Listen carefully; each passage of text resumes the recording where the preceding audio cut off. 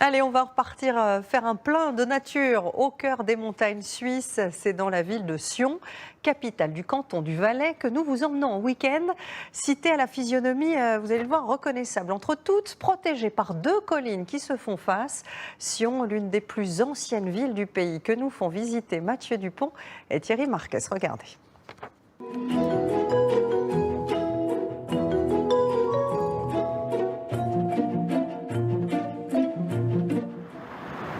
Sortir d'un tunnel au pied des montagnes suisses, c'est déboucher parfois sur un face-à-face étonnant.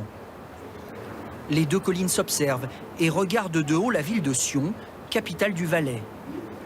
Entre la France et l'Italie, dans la haute vallée du Rhône, il souffle sur cette ville de Suisse un air du Sud, avec ses façades colorées et ses ruelles étroites, et même son pont des Soupirs.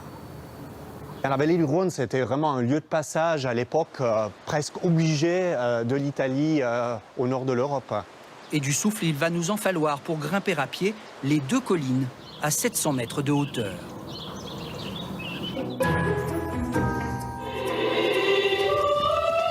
Deux collines, deux châteaux et un symbole, la toute-puissance de l'Église sur la ville au Moyen-Âge. Voilà, on arrive ici au pied des deux collines. Alors vous avez vraiment ici sur la droite le château de Valère et puis à gauche Tourbillon.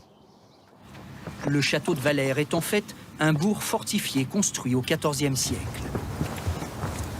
Bonjour, monsieur Elsic. À l'époque, ici, n'habitaient que des religieux.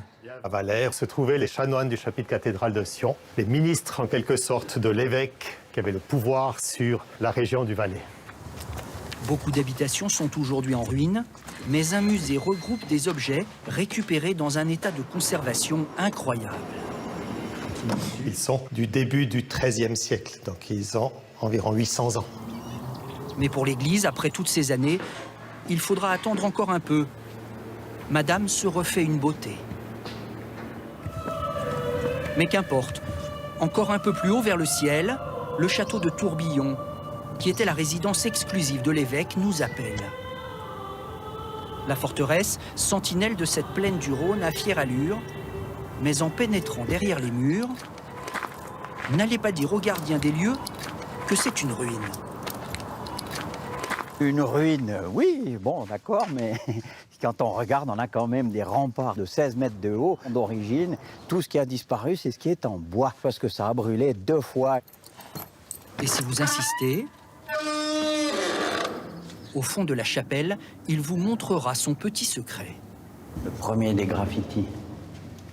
C'est un graffiti qui est à la même époque que le château, qui a à peu près 700 ans d'âge. C'est émouvant quand même. Et puis, on laisse déjà sa trace à ce moment-là. Pas question de redescendre sans grimper au sommet de la tour de guet, vue imprenable. C'était pour voir l'ennemi, donc on a 25 km de ce côté-ci, et puis la même chose de ce côté-là, on est entre 50 et 55 km de vue. Vue aussi sur la vieille ville, qui nous attend pour notre bon plan.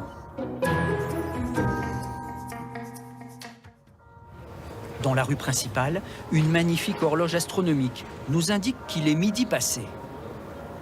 Comme tous les restaurants sont fermés, direction La Grenette. Bonjour. Alors il paraît qu'ici, il y a les meilleurs produits de Sion. Exactement, vous n'êtes pas trompé. Servait. Donc j'ai argumenté, j'ai oublié. Plus d'une quarantaine de fromages d'alpage au lait cru, du jambon, des saucissons et la viande séchée. De quoi se faire une belle assiette valaisanne. Ça vous coûtera 40 francs pour 4 personnes. Soit 35 €. Reste à trouver un endroit pour se poser, pas de souci. Ici, on emmène le touriste déguster dans des endroits fermés habituellement ce jour-là, la tour des sorcières. On est dans l'ancienne prison de Sion. On a enfermé brigands, voleurs, sorciers, sorcières. Atmosphère étrange garantie, mais accompagné d'un petit verre de fendant, ça va tout de suite mieux.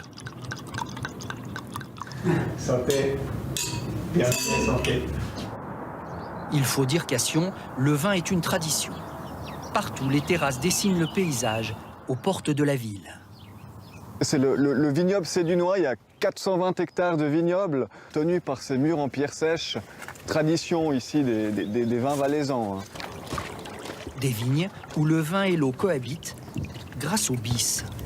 Le bis, il prend l'eau à la rivière et puis il passe sur le coteau de la colline pour amener l'eau sur les terres agricoles. Avec un objectif, Tu bloques le bis ici, il se remplit, il déborde et puis ensuite ça irrigue les terres qui sont là. des chemins d'eau qui sont devenus un vrai patrimoine touristique. Ça offre aux visiteurs plus de 1800 km de balade en nature, à côté de l'eau, et gratuit. Mais pour découvrir nos insolites, il vous faudra reprendre votre voiture.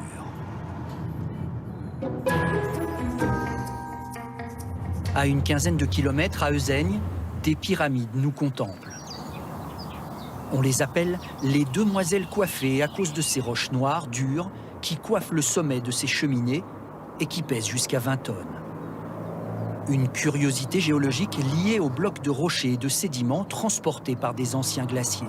Là, oui, elle est vraiment posée. Elle tient encore, elle protège encore un peu de l'érosion.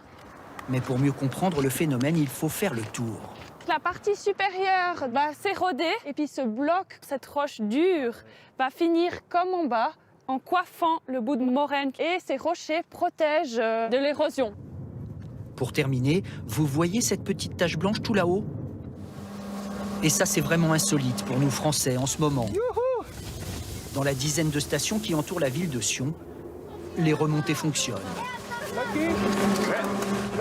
Et même si les chutes sont parfois au rendez-vous, les Suisseux dévaleront les pentes jusqu'à la fermeture des stations à la fin du mois.